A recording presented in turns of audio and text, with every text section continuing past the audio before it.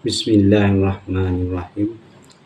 Rabbi shrah li sadri wa yassir li amri wahlul 'uqdatam min lisani yafqahu qawli.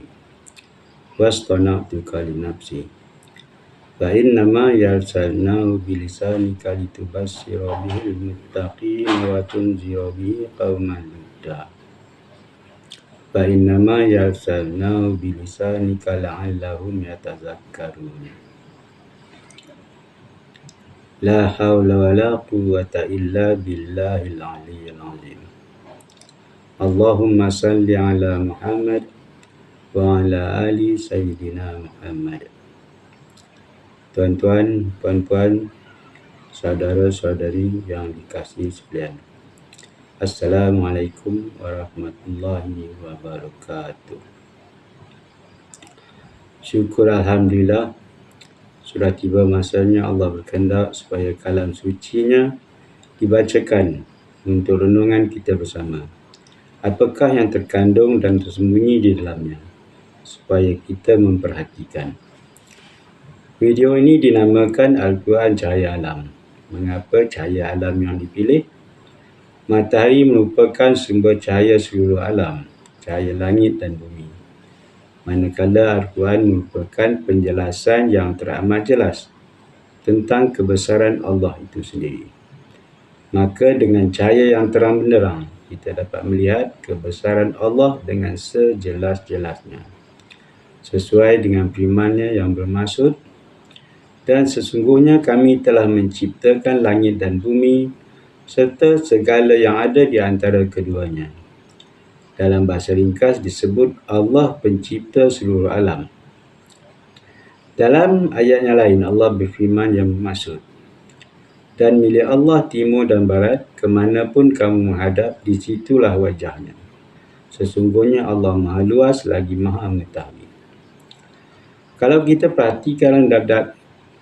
perhatikan dalam dua ayat di atas, menggambarkan seluruh ciptaan Allah itu adalah merupakan wajahnya, termasuk diri kita sendiri. Kita akan lihat penjelasannya nanti.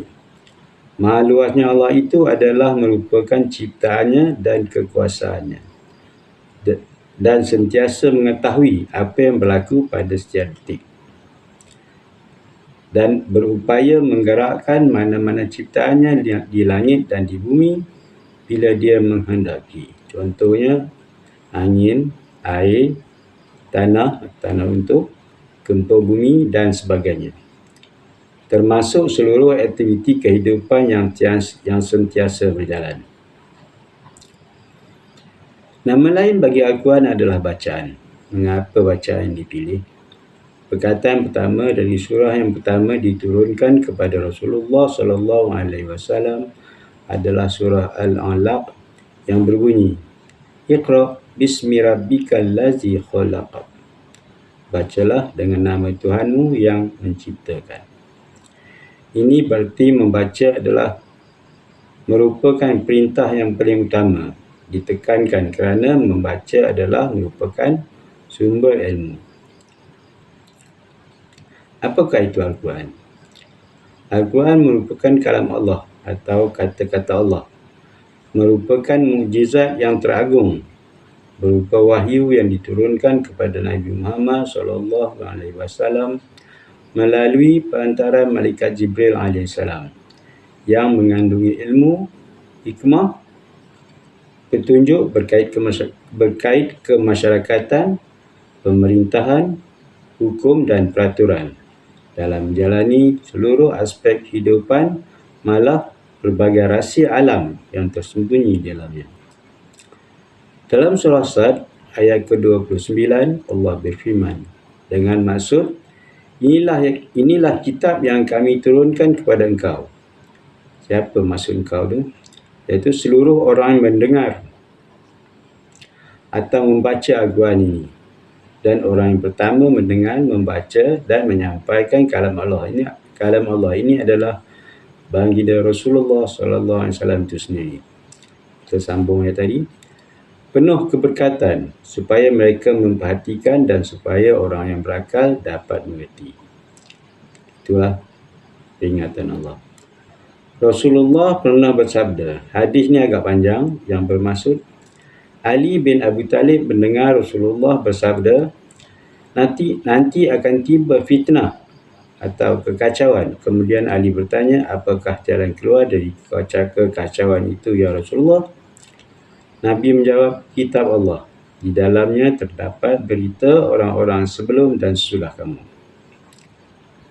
Hukum untuk menyelesaikan perselisihan di antara kamu. Quran itu perkataan yang tepat, bukan senda gurau. Siapa yang meninggalkan ajaran Al-Quran kerana takut pada penguasa, niscaya orang itu akan dibinasakan Allah. Siapa yang mencari petunjuk selain dari Quran, niscaya akan disesatkan Allah. Quran itu tali dari Allah, pengajaran yang penuh hikmah, jalan yang lurus, kemauan tidak akan sesat apabila menurutinya. Ahli ilmu tiada akan bosan untuk tetap mempelajarinya. Tiada usang walaupun dibaca berulang-ulang, dan keajaibannya tidak habis-habis. Ketika jin mendengar Quran sampai mengucap, sesungguhnya kami mendengar Quran sangat mengagumkan, memimpin kepada kebenaran, lalu kami mempercayainya.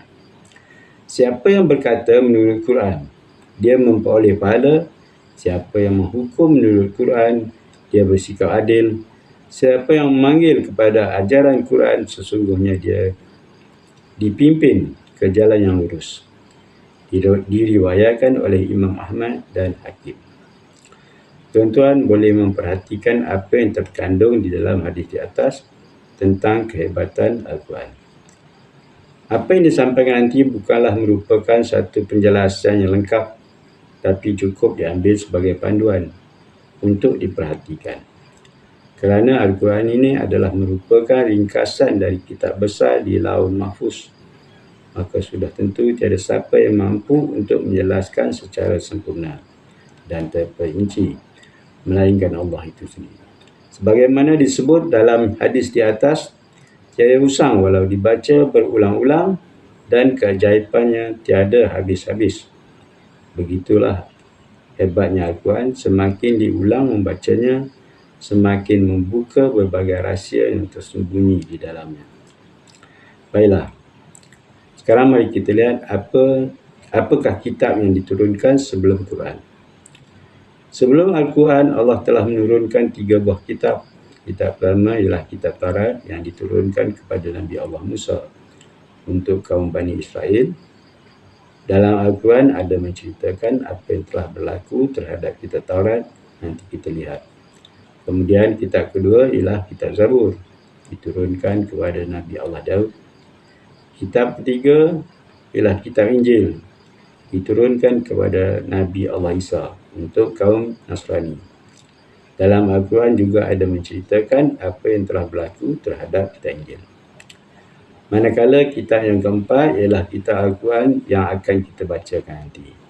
Merupakan kitab yang terakhir dan diturunkan kepada Rasul yang terakhir, iaitu Nabi Muhammad SAW. Allah berjanji bahawa Al-Quran akan terpelihara sehingga ke akhir zaman. Bagaimana Allah memelihara Al-Quran? Pada setiap generasi sentiasa ada orang yang Allah pilih untuk menghafal Al-Quran. Bukan seorang, bukan dua, malah ramai orang yang menghafal Al-Quran di seluruh dunia. Setiap kali Al-Quran baru dicetak, akan ada kumpulan yang akan bertanggungjawab dalam memastikan seluruh kandungannya tetap kekal seperti asal. Begitulah cara Allah memelihara Al-Quran supaya terus kekal seperti asal. Ya, syukur Alhamdulillah. Apakah kandungan Al-Quran? Secara kasar, kandungan Al-Quran dibahagikan kepada 3 bahagian utama, iaitu bermula kisah sebelum bumi dan langit diciptakan, kisah para rasul terdahulu, bermula dari kisah Nabi Adam AS hingga Nabi yang terakhir, iaitu Nabi Muhammad SAW, sehingga kisah akhir zaman, iaitu kisah yang kita lalui sekarang ini. Mengandungi banyak petunjuk dan hikmah yang boleh dijadikan panduan di mana apa yang berlaku ke atas umat awal zaman akan berulang kembali terhadap umat akhir zaman dalam tempoh yang tidak berapa lama lagi. Kedua, kisah akhirat menceritakan soal hari pembalasan, iaitu tentang syurga dan neraka. Bagaimana keadaan syurga dan bagaimana keadaan di neraka. Dan yang ketiga, yang paling penting adalah rahsia untuk mengenal Allah itu sendiri. Siapakah Allah, di manakah Allah, dan bagaimana Allah mentadbir seluruh muka bumi ini.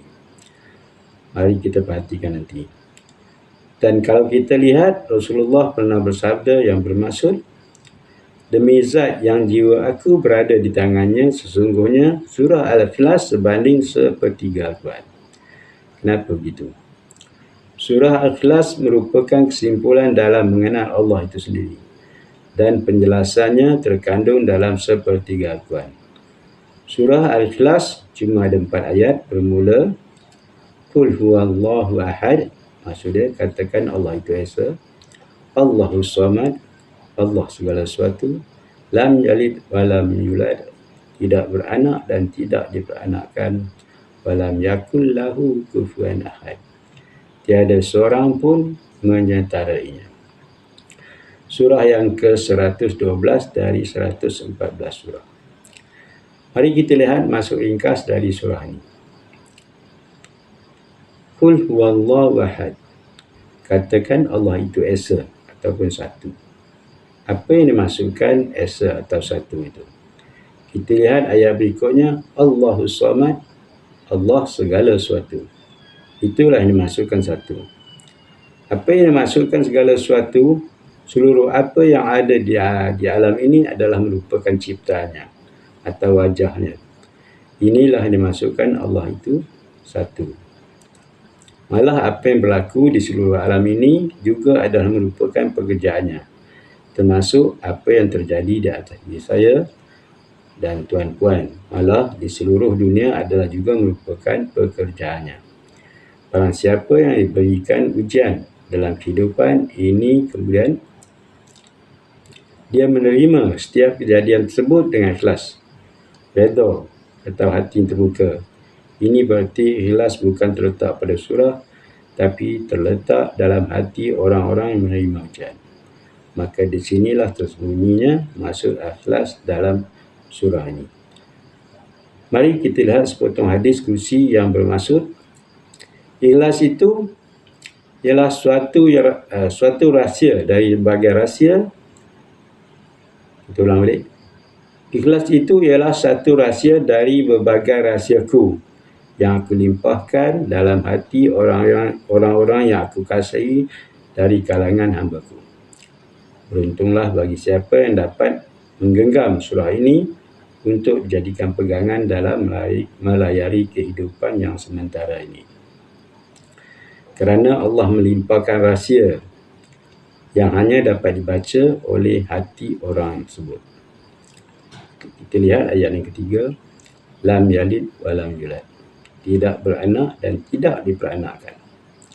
Ayat ini menjelaskan bahawa Allah menafikan mengambil mana-mana dari hamba-Nya untuk diangkat sebagai anak. Allah mencipta segala sesuatu. Adakah Allah memerlukan anak? Bagi orang yang berakal mampu merenungkannya.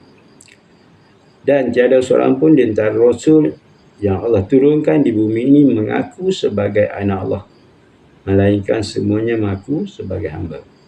Dan Allah itu tidak diperanakkan atau tidak dilahirkan, kerana Allah itu zat yang maha tinggi, yang tidak menyamai segala sesuatu. Apakah zat itu? Nanti kita lihat penjelasan. Okey, kita lihat ayat yang keempat. Walam yakul lahu kufuwan ahad. Tiada seorang pun yang menyetarainya. Dalam ayat ini Allah membandingkan dirinya dengan seseorang. Siapakah orang yang paling hebat atas muka bumi ini? Sehebat apapun seorang itu tidak akan mampu untuk menyertai kekuasaan Allah, sama ada mereka pencipta teknologi apa sekalipun. Mahu tidak mahu, jangan katakan untuk mengatasi, menyertai pun saja, tidak ada orang yang akan mampu. Kerana Allah itu pencipta, pemilik, penguasa langit dan bumi dan maha berkuasa atas segala sesuatu. Penjelasan di atas adalah penjelasan yang sangat ringkas tentang surah Al-Ikhlas. Penjelasan lengkapnya terkandung dalam sepertiga dari kandungan Al-Quran. Apakah ayat yang menjelaskan tentang surah Al-Ikhlas itu? Iaitu ayat yang di dalamnya ada perkataan kami, Allah atau Tuhan atau aku. Secara ringkas itulah ayat yang menjelaskan tentang surah Al-Ikhlas. Kerana perkataan itu adalah merupakan ganti nama bagi Allah itu sendiri. Masya Allah. Al-Quran ini diturunkan untuk siapa? Diturunkan untuk seluruh umat manusia termasuk seluruh golongan jin. Sebagaimana Allah berfirman dalam surah yang ke-51 ayat 56 yang bermaksud, dan tidak diciptakan jin dan manusia melainkan untuk bekerja ataupun untuk memperhambakan diri kepada aku. Maksud ringkas ayat di atas ialah Allah menciptakan seluruh jin dan seluruh manusia, sama ada beriman ataupun tidak beriman, untuk mentadbir urus seluruh muka bumi ini. Maksudnya apa yang berlaku sejak dahulu, sejak Nabi Adam diturunkan, apa yang berlaku sehingga hari ini dan akan datang adalah merupakan pekerjaan Allah dalam melaksanakan tadbir urus muka bumi yang dilaksanakan oleh manusia dengan penglibatan golongan jin. Sama ada perkara baik ataupun perkara yang tidak baik. Termasuk isu panas yang sedang melanda seluruh dunia sekarang ini. Nanti kita lihat penjelasannya dalam ayat yang lain dengan huraian yang sangat jelas dan sangat nyata. Pada waktu yang sama membuktikan apa yang dijelaskan dalam Al-Quran ini adalah benar. Masya Allah. Kepada orang-orang yang membelakangi Allah dan golongan ateis yang tidak mengakui tentang adanya Tuhan, jangan lepaskan peluang ini untuk anda memerhatikan mungkinkah terdapat kelemahan, kesilapan atau kekurangan yang terdapat dalam Al-Quran ini yang mungkin kamu boleh menambah baikkannya. Baiklah. Kita lihat tempoh Al-Quran diturunkan. Diturunkan selama 10 tahun di Mekah, kemudian baginda berhijrah ke Madinah atas perintah Allah dan disambung 13 tahun di Madinah. Diturunkan secara beransur-ansur dan sebahagiannya diturunkan untuk menjawab persoalan yang timbul mengikut keadaan semasa ketika itu. Penyusunan semula Al-Quran. Setelah berakhir penurunan Al-Quran kepada Rasulullah, Malaikat Jibril sering turun menemui Rasulullah bertujuan menyusun semula Al-Quran seperti yang telah tercetak hari ini. Mengapa Al-Quran disusun semula? Kerana susunannya lebih sesuai untuk dijelaskan mengikut keadaan akhir zaman, iaitu zaman yang kita lalui hari ini. Sekaligus membuktikan apa yang diceritakan dalam Al-Quran ini adalah benar, walaupun ianya diturunkan hampir 1500 tahun yang lalu. Dan hari ini Al-Quran telah pun diterjemah hampir ke dalam semua bahasa di dunia. Dan tuan-puan boleh mendapatkan terjemah Al-Quran dalam bahasa yang tuan-puan fahami jika berminat. Kandungan Al-Quran dibahagikan sebanyak 114 surah. Surah pertama yang diturunkan ialah surah Al-Alaq, tapi disusun pada surah yang ke-96. Dan ayat yang terakhir diturunkan adalah ayat mengenai pembahagian harta bagi si mati yang tidak mempunyai pewaris. Dirakamkan dalam surah At-Taubah. Sebelumnya ayat 3 dalam surah Al-Maidah yang bermaksud, pada hari ini telah aku sempurnakan untuk kamu agamamu, aku telah mencukupkan nikmatku kepada kamu, dan aku telah merasa senang Islam itu menjadi agamamu. Ayat ini diturunkan di Mekah ketika Rasulullah menunaikan haji yang terakhir sebelum beliau meninggal. Kita lihat pembukuan Al-Quran. Al-Quran dibukukan selepas kewafatan baginda Rasulullah ketika khalifah pertama, iaitu khalifah Abu Bakar, atas cadangan Saidina Umar. Abu Bakar memerintah selama 2 tahun dan diikuti Saidina Umar sebagai khalifah kedua memerintah selama 10 tahun, dan berikutnya khalifah Saidina Osman yang memerintah selama 12 tahun sebagai khalifah yang ketiga. Ketika zaman inilah Al-Quran dibukukan semula mengikut susunan yang diajarkan malaikat Jibril sebelum baginda wafat. Dibukukan sebanyak 2 naskah dengan tulisan tangan. Apa yang disampaikan kepada tuan-tuan adalah merupakan pengenalan asas yang sangat ringkas tapi cukup untuk diperhatikan. Video ini adalah video pertama. Anda dicadangkan supaya menonton video ini mengikut urutan video 1, video 2, video 3 dan seterusnya untuk mengelakkan salah faham atau keliru tentang peringkat awal. Sebab peringkat awal ini adalah asas dalam mengenal Allah itu sendiri. Untuk video berikutnya kita akan mula membaca kitab Al-Quran dengan ayat pembukaan, iaitu ayat Bismillah. Mohon share video ini, mudah-mudahan bermanfaat dan menjadi amal jariah untuk kita semua, insya-Allah. Wabillahi taufiq wa hidayah. Milik Allah taufik dan hidayah. Wassalamualaikum warahmatullahi wabarakatuh. Jumpa lagi di video berikutnya, insya-Allah.